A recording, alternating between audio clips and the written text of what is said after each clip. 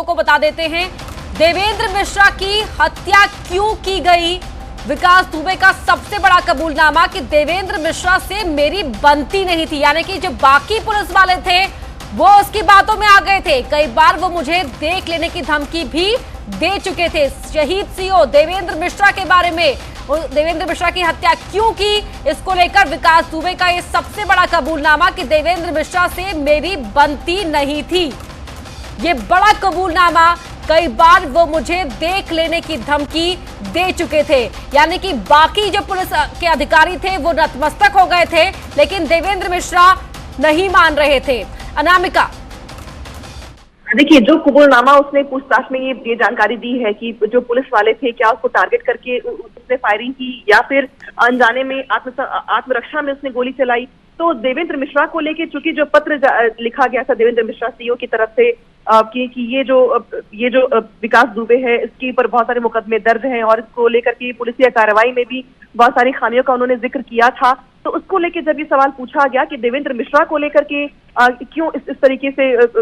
पिछला रिकॉर्ड बता रहा है कि तुम बहुत नाराज थे, तो उसने ये बताया कि देवेंद्र मिश्रा कई बार मुझे ये कह चुके थे कि मैं तुमको देख लूंगा तो मेरे सामने तुम्हारी नहीं चलेगी। विनय तिवारी ने ये जानकारी विकास दुबे को दी थी कि ये जो देवेंद्र मिश्रा है ये तुमको पसंद नहीं करते हैं, ये बार बार कहते हैं कि तुमको देख लेंगे। तो ये जो थाने की जो राजनीति थी, कम से कम इसकी जानकारी भी विकास दुबे को थी। ये कम से कम इस कबूलनामे से साफ हो जाता है और इसीलिए देवेंद्र मिश्रा को लेकर के ये बड़ा कबूलनामा सामने आया है कि ये बहुत बड़ा कबूलनामा है, बहुत बड़ी जानकारी निकलकर सामने आ रही है नामिका। और अमित गंजू हमारे सहयोगी भी जुड़ गए हैं कानपुर से। अमित, लगातार आप जब इस मामले को कवर करते रहे हैं, ये जानकारी आपने भी दी कि कई बार जो सीओ देवेंद्र मिश्रा को लेकर और ठन गई थी और जो विकास दुबे है वो पसंद नहीं करता था, और अब अपने कबूलनामे में इस बात का खुलासा भी उसने किया कि किस तरह जो सीओ रहे देवेंद्र मिश्रा वो विकास दुबे के शरण में नहीं आ रहे थे। वरना मैं आपको बताना चाहूंगा, न्यूज़ 18 पहले दिन से बता रहा था कि वहां के कुछ पुलिस के कर्मी उससे मिले थे, जो नहीं मिले थे वो उनकी आंखों में चढ़े थे। अब अपने कबूलनामे में एक एक करके विकास दुबे सारी सच्चाई बता रहा है, जो हमारे सूत्र बता रहे हैं कि उसकी क्षेत्राधिकारी से नहीं बनती थी। और एक प्रकरण ऐसा सामने आया जिसमें विनय तिवारी द्वारा विकास दुबे को यह बताया गया था कि तुम्हारी एक टांग खराब है, दूसरी भी खराब कर दूंगा जब तक मैं क्षेत्राधिकारी हूं। ये बातें विनय तिवारी के माध्यम से एसओ तक विकास दुबे तक पहुंचाई गई, जिसके बाद गर्मा गर्मी और बढ़ती रही। आए दिन डिस्कशन होते, यहां तक कि क्षेत्राधिकारी द्वारा एक बार फोन करके उसे डराया धमकाया था कि तुम अपने आचरण में सुधार लाओ, जब तक मैं क्षेत्राधिकारी हूं यहाँ कुछ नहीं होगा। ऐसी तमाम चीजें सामने आई और इससे बड़ा खुलासा वो किया गया कि घर के पास बने दाहिने हाथ पर जो कुएं हैं उसमें उन शवों को डिस्पोज ऑफ करने, जवानों और शहीदों के जो शव थे उनको डिस्पोज ऑफ करने की बात भी कहीं ना कहीं सामने आ रही है। और तेल कौन लेकर आया था? जो गैलन के जरिए तेल मंगाया गया था, क्या उस बारे में कोई इनपुट? मैं आपको बताना चाहूंगा कि जिस प्रकार से घर में उस वक्त 15 से 20 लोग, जो अभी प्रथम दिशा है कि मोहल्ले के कुछ लोग थे और कुछ उसके गुर्गे थे जिन्हें उन्होंने पहले ही बुला के रखा था, क्योंकि 29 तारीख में रात में जो लोग स्टे किए थे तो 3 से 4 आदमी हमेशा उनके छत पर लेटा रहता था या उसके उस आंगन में जहां उन्होंने तखत बिछा के रखे थे, इसलिए उसे बाहर से असलादारी बुलाने की जरूरत नहीं थी। लेकिन जिस प्रकार से भेदियों ने उसको पूरा भेद दिया कि पुलिस आपके पास आ रही है, ये उसे डर सता रहा था कहीं उसका एनकाउंटर ना हो जाए। कहीं ना कहीं पुरानी रंजिश और सर पर जुनून सवार था, जिसके बाद ये पूरा खूनी खेल खेला गया। और जहां तक रही देवेंद्र मिश्रा की बात, तो उसने साफ कहा ये बात, अपने हमारे जो सूत्र बताते हैं, जितनी हमारे पास जानकारी है, कि वो सामने वाले मकान में, यानी प्रेम जो मारा गया एनकाउंटर में, उसके मकान में क्षेत्राधिकारी के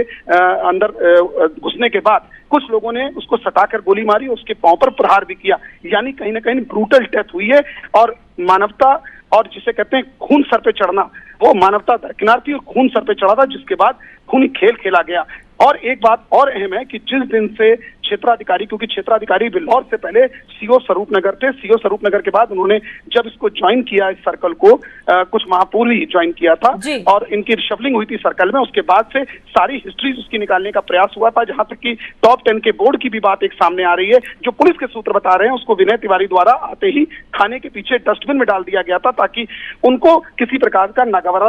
उसको गुजरे। और अक्सर थाने में जो भी कार्यक्रम होते थे, अभी जन्माष्टमी की अगर मैं बताना चाहूंगा, जन्माष्टमी की बात हुई तब उसने वहां के रंगारंग कार्यक्रम के लिए पैसे दिए। और इसके अलावा अभी होली पर मिलन समारोह जो थाने के गेट पे कराया गया था, क्योंकि जिस प्रकार से बताया जा रहा था उसमें जो भी ठंडाई वंडाई है सब गांव से मैनेज कराई गई थी, ये भी हमारे सूत्र बता रहे। यानी कहीं ना कहीं वो लोग जो विकास दुबे की जय जयकार करते थे या उसके हाँ में हाँ मिलाते थे वो तो सुरक्षित थे, मगर जिन्होंने विरोध किया, जिन्होंने गलत चीज का साथ नहीं देना चाहा, उनका अंजाम सामने देखने को मिला।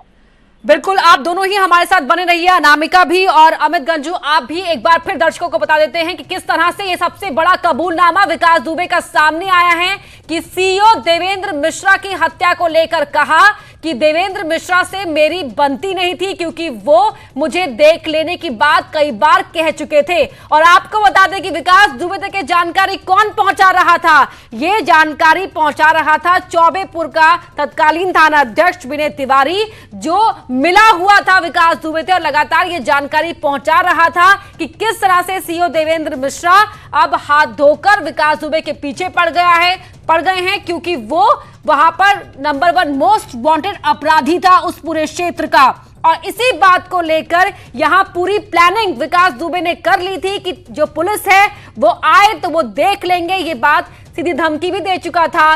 विकास दुबे। और इसीलिए पुलिस कर्मियों की हत्या करने के बाद उनके शवों को जलाने की भी प्लानिंग की गई थी। 50 लीटर तेल गैलन में रखा गया था और प्लानिंग ये थी कि सभी शवों को एक के ऊपर एक रखा जाए और कुएं में उन्हें जला दिया जाए, यानी कि हत्या भी हो जाए। और सबूत मिटाने की फिराक में था विकास दुबे, लेकिन उसका कहना है कि उसे समय नहीं मिला।